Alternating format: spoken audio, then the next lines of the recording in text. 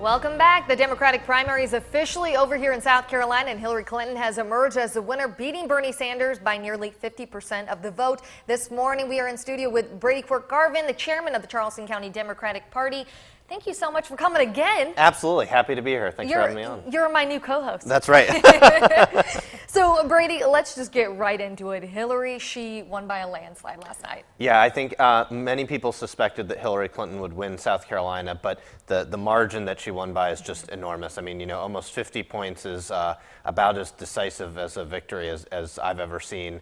And so I think, we can't underestimate how important that was for the Clinton campaign moving forward. And she won because South Carolina is indicative of a lot of southern states and how they're going to vote Democratic for Hillary.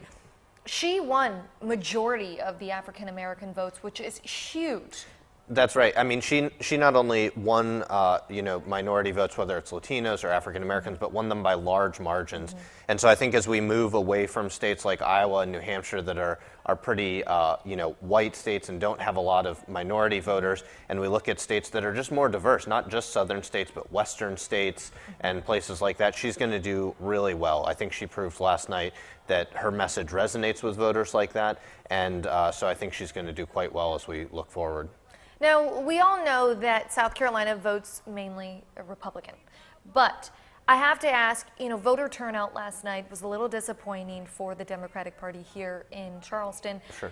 Why do you think that is? Well, I think so. Voter turnout was a little lower than it was in 2008, but 2008 was a historic year. We had Hillary Clinton trying to be the first woman president, Barack Obama trying to be the first African American president. For Democratic voters, that was probably a high peak of voter turnout. So we felt like the voter turnout was really well. And an interesting fact, if you look at the just hard vote numbers, 30,000 more South Carolinians voted for Hillary Clinton than Donald Trump. So, she got more votes than Donald Trump in South Carolina. I recognize it's a primary, so that's not indicative of what may happen in the general. But for us, that's really exciting. It means that, people are rejecting the sort of hate speech coming from Republicans and are really interested in common sense solutions from Democrats.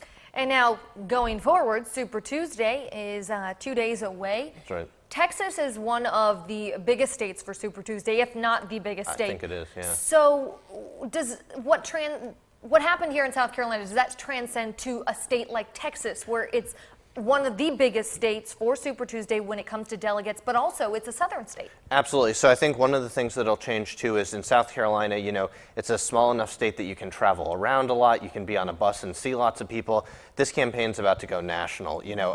Texas is a huge state with tons of different media markets, and so all of a sudden your ability to project your message to a larger audience matters. And I think, Hillary Clinton has shown that she can do that in the past, and I think she's poised to do really well moving into Super Tuesday states, particularly Texas, where there's a lot of Hispanic voters and new registered voters who I think are really interested in her message. And do you think, what do you think is going to be the outcome within the Republican, the GOP, and the Democratic Party? Well, I think, for me, I'm happy to watch the Republican circus continue on. They seem to be more interested in calling each other names and talking about each other's appearances than talking about substance.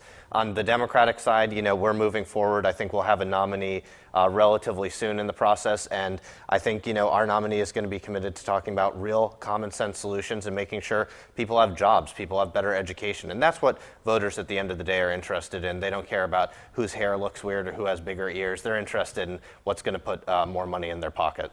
Thank you so much, Brady. And get familiar with Brady because he's going to be back throughout the election season. I'm making sure of that. That's right. So, Thanks for having me. Of course, and coming